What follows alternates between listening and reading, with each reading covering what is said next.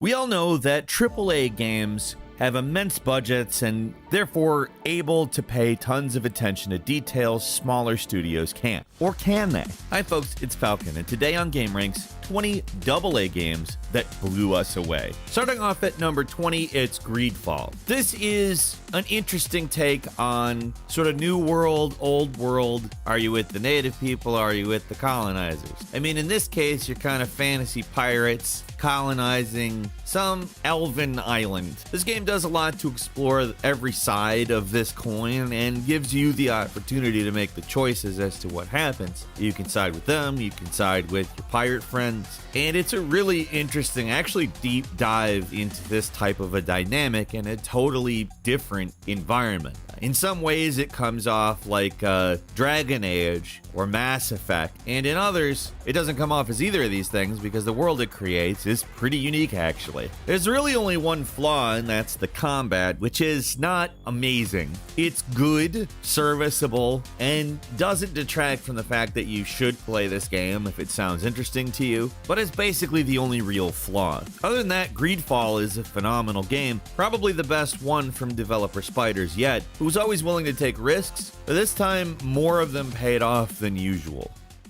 At number 19, it is Hellblade: Senua's Sacrifice, a kind of short game that really takes the time that it has with you and maximizes it. It's a little linear, as most AA games tend to be, but the story it tells is incredibly interesting. Not only does the main character have various afflictions you pretty much never see in video games, and therefore has some mechanics based around mental health that you rarely see taken seriously in an action game. And while it's not totally an action game, it's a game where I particularly enjoy the combat sequences, but on top of that, the story it tells and the puzzles it throws at you, coupled with this amazing world they crafted. Hellblade: Senua's Sacrifice is really above and beyond a ton of AA titles. At number 18 is Vampire. Now this is a totally different entry for developer Dotnot, who you probably know from Life is Strange. Now, while that is a good adventure series that tells complicated stories in a sort of supernatural world, Vampire is a much more detailed game that lets you delve into a sort of plague-riddled world where you're a doctor who's afflicted with vampirism. You have to make decisions as to who to save that affects the world around you, affects people's fear, affects how they react to stuff. Minor characters give you less XP than major characters, but feeding on major characters has a much bigger effect. It's just a really interesting game where the story can wind around and your actions actually feel like they have an effect. It's also an indie game that manages to have some pretty smooth combat. It has its quirks, but Vampire is a good one. And number 17 is Mortal Shell, which is kind of a shorter, very pretty, but very strange and interesting take on Dark Souls. Now, there is a number of things it does completely different.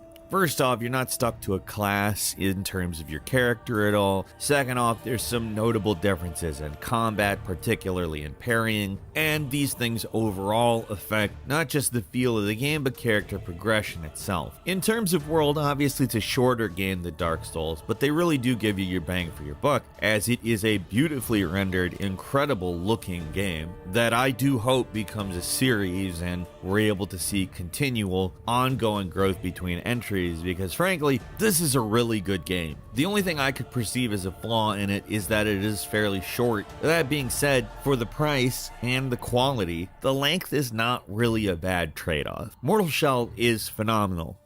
At number 16, it's Firewatch, a narrative game set in the Wyoming wilderness where you play as a guy named Henry who is supposed to make sure that there aren't any fires starting. Your supervisor is somewhat mysterious, named Delilah, and honestly some of the most interesting stuff about this game is how much it was kind of able to conjure a BioShock feel while being nothing like BioShock. There's no combat. The story feels like a mystery and it's a big mislead. I won't give any spoilers because the story is also the biggest part of the game. It if you want to play it, I would definitely suggest going in not knowing what's going to happen. But it's a game that uses your own kind of paranoia against you by giving you a character who is dealing with his own paranoia and coming up with theories. And, there are a number of real events that nudge you down certain roads that are just really gripping. It's a really gripping story, and it always feels like you're in control of it despite it being fairly linear. Firewatch is one that I still go back to from time to time. It's a really good game. At number 15 is The Wolf Among Us. Now, this is a game from AAA Games, actually a prequel to a comic book series by Bill Wellingham called Fables. If you know what AAA Games does, you know what kind of games these are. They're most certainly that, although they're presented in an extremely different way on account there is a mystical element, fantastical story being told. Most stuff Telltale does deals more along the lines of, zombie apocalypses, Batman, superheroes. They really got known for something very different than this. And that's kind of what's special about it. You live in a world where animals live among humans, but have to have enchantments to appear human because the humans don't know they're there. It's an episodic game, it gives you a lot of content, and there is a sequel coming which will continue the story and continue to serve as a prequel to the Fables comic book series. At number 14 is Stardew Valley. Now, here's a game that takes something that we all kind of knew, the Harvest Moon formula, and applied a lot of interesting mechanics from Minecraft, from Terraria, from Zelda, and didn't overdo it, but really expanded what Harvest Moon, this farming simulator game, could be. And then, of course, it brought in a lot of modern game mechanics, some multiplayer stuff, and really, Stardew Valley is just kind of the king time waster. You can really immerse yourself in the world, despite its very pixelated, very rudimentary appearance. I love Stardew Valley. I can spend tons of time playing it, and do accidentally, still fairly often. At number 13 is Undertale. Now, this was a game that was a huge thing. In a lot of ways, it brought a lot of the ideas we saw from 1990s JRPGs, Chrono Trigger, Final Fantasy games, etc., into a really interesting paradigm in which you don't actually have to attack anyone. You don't have to fight anyone. You can befriend them, and some could argue that's the correct way to play the game. Now, it's not. You can really play it however you want. You can be violent, you can be non-violent, but either way, you get a very interesting set of commands and options to do that with in the game's battle system. On top of that, it has a really interesting story that bends time, dimensional travel, etc., and there's a good reason why this is such a popular game. At number 12 is Outer Wilds, not to be confused with Outer Worlds. It's this interesting solar system wide mystery where you're hopping through various planets with different environments, different elements, solving puzzles, and trying to get to the bottom of a mystery about who was there before. It's a very handcrafted adventure, like it sells itself that way and it delivers on that. It's very dense with design, if that makes sense. This is a game that's easy to get lost in, and that's exactly what you want with an adventure game that takes place in a very developing solar system. At number 11 is What Remains of Edith Finch, which is this really different horror game. It's one where you're really going through a various number of stories that all take place in the Finch house. The player character brings the journal of Edith Finch back and sort of witnesses from Edith's perspective how every single member of the Finch family, other than a single child, eventually dies. It's obviously a little bit morbid, but it's also really interesting regarding how the story plays out. There's a semi-twist ending to it, but not this ending where you're supposed to be like, oh my god, of course. By the time you get there, you really take a journey with Edith and sort of learn about trying to avoid this curse, and it's a tough one to explain in a short period of time actually, but it's good. There's a ton of depth, tons of layers, tragedy, but at the same time it's also like kind of a beautiful game as well. I definitely would recommend it. It's a good adventure game. And number 10 is Soma. This really interesting game comes from the developers of Amnesia, and they don't really aim to make a scarier game than Amnesia here, but rather tell a story, and there is a lot of story to go through. It has to do with consciousness and whether you live or die, transferring consciousness to machines, to hard drives, to other biomass. I mean, it's a really interesting game. It's post-apocalyptic, and it takes a little bit of its inspiration from BioShock in terms of its setting, but it goes way beyond what BioShock is attempting to do in terms of telling its story. It also sort of builds on the monster mechanics from Amnesia. They aren't as scary. Encounters are definitely not terrifying in the way they are in Amnesia, and you can survive dealing with one in a different way, but this is a game that definitely solidifies them as not just like a one series wonder. So at number 9 is Pacify. Now, this is a game where you can tell that it is a budget title. It's not like graphically astounding or anything, but it is a really interesting game. Now, there's not a lot of multiplayer horror games, and this is exactly that. Essentially, you and your friends are paranormal investigators. There's a weird ghost girl in the house you're investigating. Basically, there's a bunch of evil dolls in the house. You have to burn them all to contain the evil girl ghost. There are also Pacify dolls where if you're holding one and she attacks, instead she just turns into a regular girl and kind of wanders around for a little while. The name of the game is Coordination because any one player can only carry one doll at a time. So you're gathering the evil dolls while trying to hold on to the Pacify dolls when the ghost girl's around. It's interesting. There are a few new modes that have been added to the game as well, but this is an interesting multiplayer horror game that, while it is a little bit cheap in terms of presentation, does keep you on your toes and manage some good scares. On top of that, it's fun.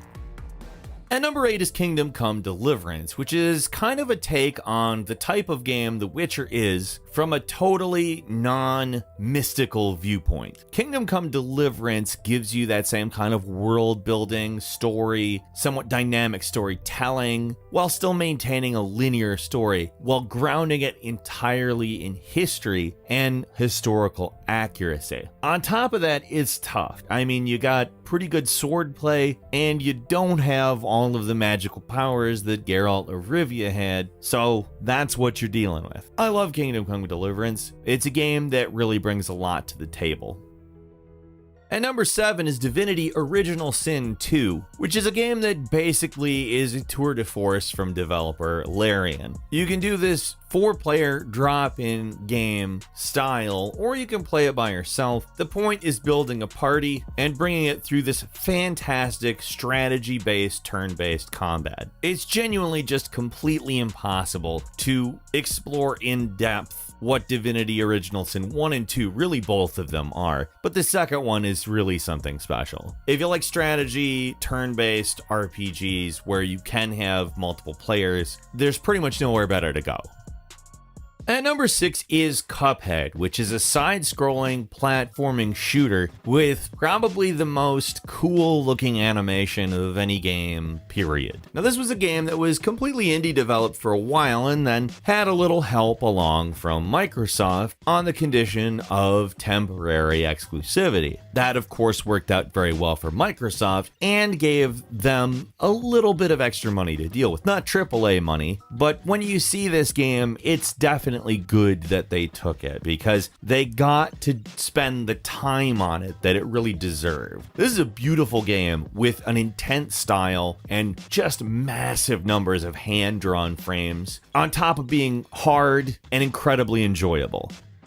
And number 5 is A Plague Tale: Innocence. Now, this is a pretty different game. It's mostly stealth-based and has a story about a kid having a mystical affliction that gives him powers. But really, the lure to this game is the plague mechanics. There are tons of rats, hordes of rats, and that's what you're dealing with pretty much all the time. You're, of course, doing stealth to avoid detection from humans, but a lot of the time what you're doing is attempting to use light to avoid avoid being more or less completely overtaken by rats. And it's very good. Like, it's a really enjoyable mechanic that plays out really well over the course of the full narrative. This is a really cool game, and they're continuing the story with a second one at some point as well.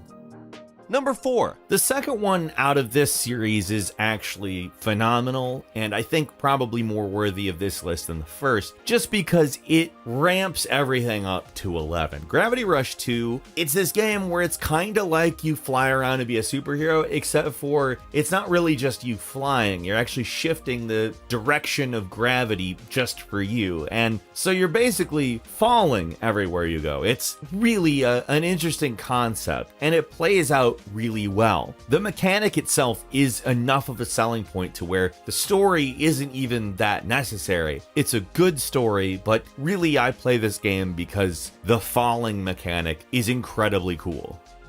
And number 3 is Hollow Knight, a side-scrolling, kind of retro-styled action platformer that will at times remind you of Castlevania, and at other times remind you of Mario. This is a game that I've spent a lot of time playing, and Hollow Knight really just comes off very well at all given times. It fully embraces its retro aesthetic, never looks back, gives you a very retro-looking game that, of course, has a little bit of humor that wasn't there in the more serious games that it draws its inspiration from. That said, all the mechanics really work well. I enjoy the action, I enjoy the platforming, the jumping, and I enjoy the retro aesthetic. Hollow Knight, I mean, you can't go wrong with this game.